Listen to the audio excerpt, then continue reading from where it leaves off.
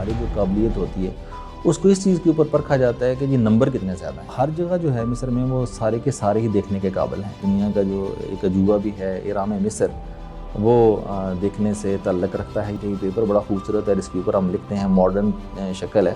اس کی ابتدا جو تھی وہ مصر سے ہوئی تھی. جتنی بھی وزٹنگ پلیسز ہیں ان میں اگر جو واقعی بڑی یونیک قسم کی ہیں نا تو وہاں پہ روڈز نہ ہونے کے قابل ہیں. وہ اتنا خوفناک ترین ہے کہ اس کا جو خوف تھا وہ آج تک میرے ذہن سے نہیں اترا. جب آپ ٹریولنگ کرتے ہیں تو آپ مشاہدے سے سیکھتے ہیں, اور وہ جو مشاہدے سے سیکھا ہوا علم ہوتا ہے وہ نہیں بھولتا.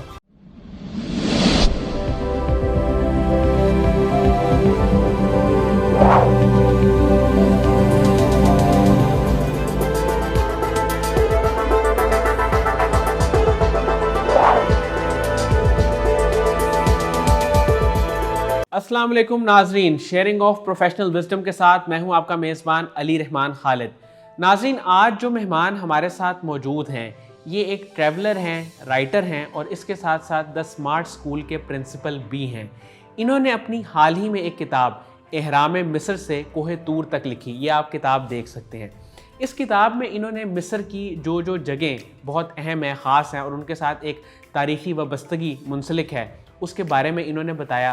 اور انہوں نے بتایا کہ سفر کس طرح انسان کے علم میں اضافے کا باعث بنتا ہے. ہم ان سے جانیں گے کہ مصر میں انہوں نے کن کن مقامات کو وزٹ کیا اور یہ کس طرح ٹریولنگ کا شوق ان کے اندر ڈیولپ ہوا, اور آنے والے وقت میں یہ کیا فیوچر پلان اور گولز رکھتے ہیں. مصر جیسا کہ آپ جانتے ہیں اپنے اندر ایک تاریخی ویلیو رکھتا ہے. اس میں بہت سارے واقعات ہیں تاریخ کے جو ہمیں ملتے ہیں جن کا تعلق مصر سے ہے. یہ ساری باتیں ہم ان سے جانیں گے اور بہت ہی مفید گفتگو ہوگی. آئیے ان سے ملاقات کرتے ہیں اور جانتے ہیں. بہت بہت شکریہ الطاف احمد عامر صاحب آپ کی تشریف آوری کا. سر, آپ اسمارٹ اسکول کے پرنسپل ہیں, رائٹر ہیں اور ٹریولر ہیں. مجھے یہ بتائیے گا کہ آپ نے یہ کتاب لکھی اہرام مصر سے کوہ طور تک. اس کتاب کو لکھنے کے پیچھے کیا ویژن تھا, کیا مشن تھا؟ ایکچولی ہوا ایسے تھا کہ میں نے پہلا جو سفر تھا وہ قاسم علی شاہ صاحب کے ساتھ ازبکستان کا کیا تھا اور اس کے بعد ترکی کا کیا. تو اس کے اوپر میں نے ایک سفر نامہ لکھا تھا تاشکند سے استنبول.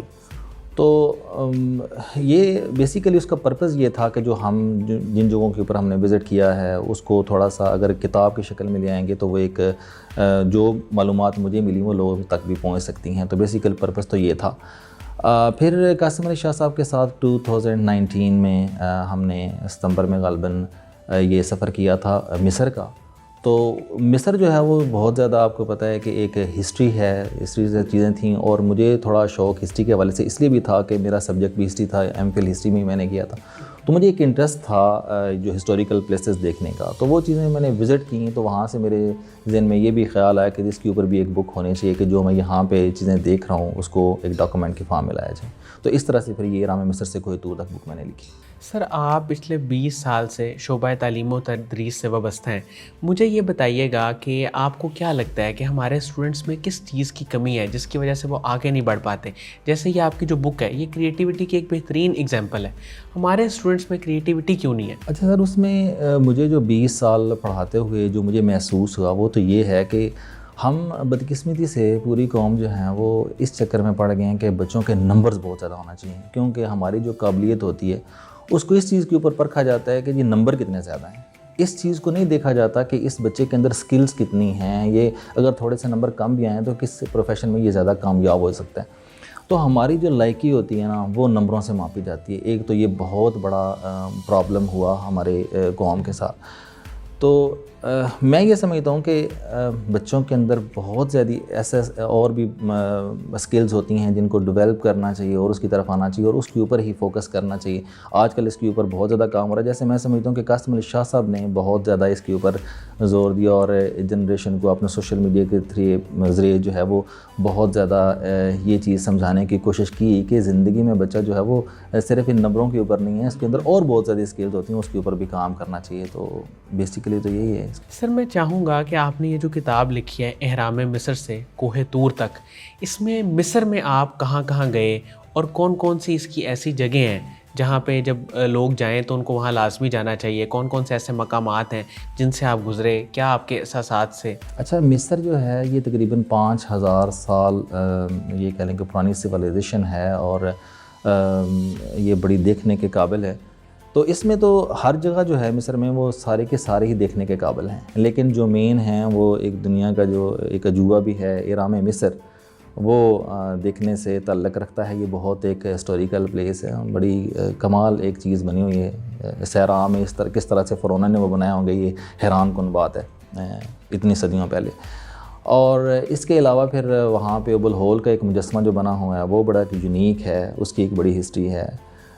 پھر اگر ریلیجیس پوائنٹ آف ویو سے دیکھا جائے تو کوہ طور مصر میں ہے، وہ بڑی دیکھنے کی جگہ ہے، ظاہر ہے، جہاں پہ حضرت موسیٰ علیہ السلام جو ہے وہ اوپر کوہ طور کے اوپر پہاڑ کے اوپر جا کے اللہ تعالیٰ سے ہم کلام ہوتے تھے، تو یہ ایک بڑی ہسٹوریکل پلیس ہے۔ اس طرح سے پورا جو مصر ہے، آپ کہیں پہ بھی جاتے ہیں تو آپ کو ہسٹوریکل چیزیں ملتی ہیں، اور بلڈنگز کے علاوہ وہاں پہ جیسے آپ جنرل چیزیں ہسٹوری سے تاریخ سے ریلیٹڈ دیکھیں تو یہ جو ہم پیپر کی آج جدید شکل دیکھتے ہیں کہ یہ پیپر بڑا خوبصورت ہے، اس کے اوپر ہم لکھتے ہیں، ماڈرن شکل ہے، اس کی ابتدا جو تھی وہ مصر سے ہوئی تھی۔ تو یہ ایک بڑی مجھے یونیک بات لگی کہ وہ پیپر جو تھے وہ اس وقت کے جو فرعون تھے، جو پرانے مصری تھے، انہوں نے پیپر بناتے ہوئے کس طرح سے تھے، تو یہ بھی وہاں پہ ہم نے دیکھا پپائرس کے پودے سے وہ کس طرح سے پیپر بناتے تھے، اور اس کے اوپر پھر جو اس کو روشنائی ہوتی تھی وہ انہوں نے اس وقت ایجاد کی۔ تو وہ کتنے ڈیولپ لوگ تھے، آج ہم اپنے آپ کو بڑا ڈیولپ سمجھتے ہیں، لیکن آج سے صدیوں پہلے وہ کتنا زیادہ ڈیولپ لوگ تھے۔ تو اس طرح سے تو وہاں پہ بہت زیادہ۔ پھر اس کے علاوہ وہاں پہ جامعۃ الازہر یونیورسٹی جو ہے اس کا ایک بہت بڑا نام ہے، یہ ہیں۔ پھر صلاح الدین ایوبی کا قلعہ جو ہے وہ وہاں پہ ایک بڑی زبردست ہسٹوریکل پلیس ہے۔ پھر مختلف مساجد ہیں جو وہاں پہ جو تاریخی ہیں وہ دیکھنے والی ہیں۔ تو اوورآل تو پورا جو قاہرہ شہر ہے وہ سارا ہی ہسٹوریکل ہے، اور پھر باقی اس کی سراؤنڈنگز میں جتنا بھی ایریا ہے۔ سر، آپ ٹریولر ہیں، آپ مختلف جگہوں کے سفر کر چکے ہیں، مجھے یہ بتائیے گا کہ آپ کی زندگی کا اب تک کا کوئی سب سے خوفناک جو سفر جہاں پہ آپ واقعی ڈر گئے ہوں اور کوئی پریشانی آئی ہو، آپ کو ایسا لگا ہو کہ بس یہاں سے ہم نہیں جا سکتے، ایسا کوئی واقعہ کبھی پیش آیا؟ اچھا، یہاں پہ ویسے بیرون ملک میں تو یہ جتنے بھی سفر تھے وہ تو بڑے کمفرٹیبل تھے، بڑا زبردست قسم بائی ایئر آپ نے جانا ہے، آگے بھی بڑا زبردست تھا۔ پاکستان جتنا خوبصورت ملک تو کہیں پہ میں نے دیکھا بھی نہیں، اور اس کے جتنے علاقے ہیں بڑے خوبصورت ہیں، لیکن ایک بدقسمتی جو مجھے یہاں پہ لگتی ہے پاکستان میں، کہ جہاں پہ جتنی بھی وزٹنگ پلیسز ہیں ان میں اگر جو واقعی بڑی یونیک قسم کی ہیں نا، تو وہاں پہ روڈز نہ ہونے کے قابل ہیں۔ ان میں ایک جو مجھے جو خطرناک ترین جو سفر لگا وہ وادی کالاش کا تھا۔ آپ چترال تک تو بڑے آرام سے چلے جاتے ہیں، حالانکہ وہاں پہ بھی کچھ درمیان میں روڈز ٹھیک نہیں، اگر آپ نے بائی روڈ جانا ہے، لیکن خاص طور پر وہاں پہ جو عیون ہے، اور عیون سے آگے جب آپ نے وادی کالاش میں جانا ہوتا ہے تقریباً 1.5 گھنٹے کا سفر ہے، وہ جیپ سے جانا ہوتا ہے۔ وہ اتنا خوفناک ترین ہے کہ میں اس کی جو وہ اس کا جو خوف تھا وہ آج تک میرے ذہن سے نہیں اترا۔ تو وہاں پہ جا کے مجھے ایسے محسوس ہوا تھا کہ شاید یہ جو سفر ہے اللہ کرے کہ خیریت سے گزر جائے۔ تو وہاں پہ اتنی بڑی بڑی کھائیاں، اور وہ بالکل ایک جیپ کا ٹریک ہے، وہ سب سے مجھے مشکل سفر لگا۔ سر، مصر کی اگر ہم بات کریں تو جس جگہ پہ وہ حضرت موسیٰ علیہ السلام والا وہ واقعہ سارا پیش آیا، وہ آپ نے جگہ بھی دیکھی ہے؟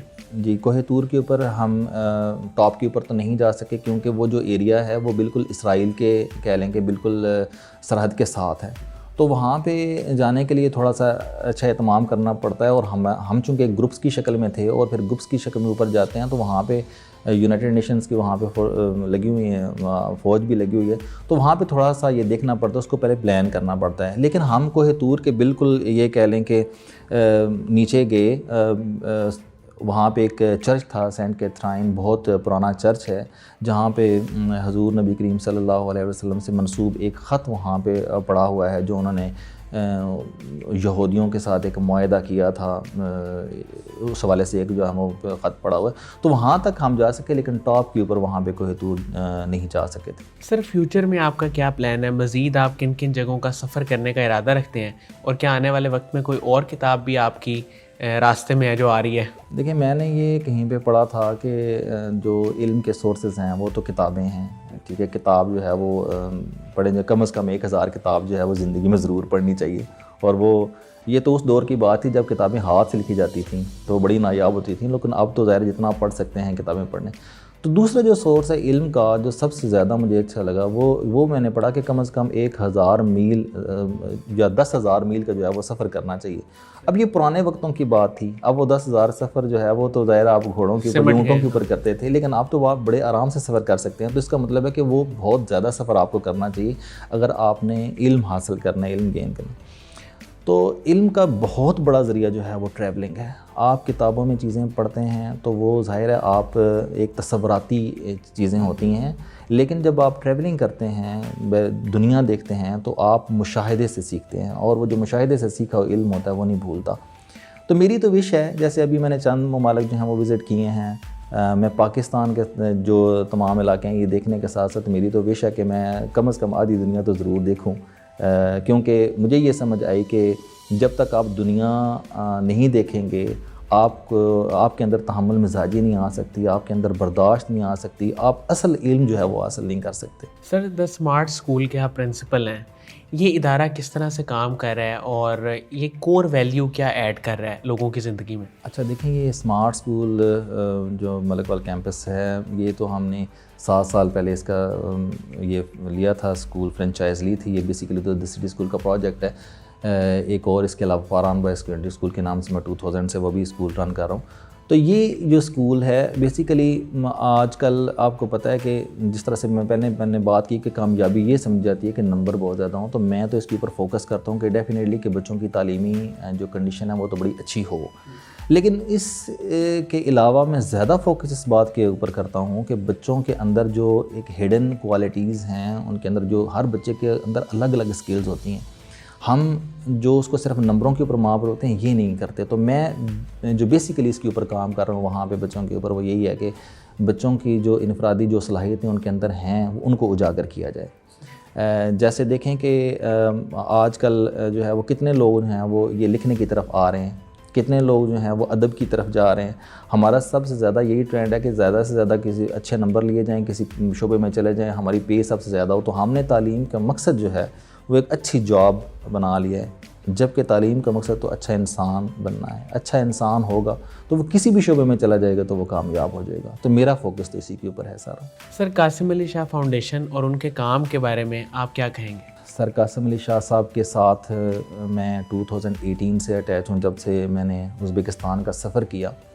تو ایک میری لائف ہے 18 سال پہلے کی پڑھانے کی, تو وہ میں ایک خاص فوکس سے اسٹوڈنٹس کو پڑھا رہا تھا ملک وال میں, بچوں کو بچیوں کو, اور وہ اپنے اپنے فیلڈز میں بچے بڑے کامیاب بھی ہیں, بڑی خوشی ہوتی ہے ان کو دیکھ کے. لیکن جب سے میں شاہ صاحب کے ساتھ اٹیچ ہوا تو یہ میں سمجھتا ہوں کہ میری لائف کا ایک ٹرننگ پوائنٹ ہے, جہاں پہ مجھے یہ سمجھ آئی کہ یہاں پہ جس طرح سے قاسم علی شاہ صاحب کا ویژن ہے کہ بچوں کے اندر جو ان کی پوٹینشل ہے, ان کے سکلز ہیں, ان کو اجاگر کیا جائے اور اچھا ایک شہری, اچھا انسان بنایا جائے. تو اس کے اوپر میں کام کر رہا ہوں. تو مجھے خوشی ہوتی ہے کہ جو قاسم علی شاہ صاحب کا ویژن ہے, جس طرح سے وہ بہترین کام معاشرے میں کر رہے ہیں سوسائٹی کو بہترین سے بہترین بنانے کے لیے, خاص طور پر نوجوان نسل کے لیے, تو اس کا میں بھی کسی حد تک حصہ ہوں. بہت بہت شکریہ الطاف احمد عامر صاحب آپ کی تشریف آوری کا. ناظرین, مجھے امید ہے کہ جو لوگ ان کی کتاب کے بارے میں اور ان کی زندگی کے بارے میں جاننا چاہتے ہیں ان کے لیے انٹرویو انتہائی مفید ثابت ہوگا. اپنا بہت ہی خیال رکھیے گا. اللہ حافظ.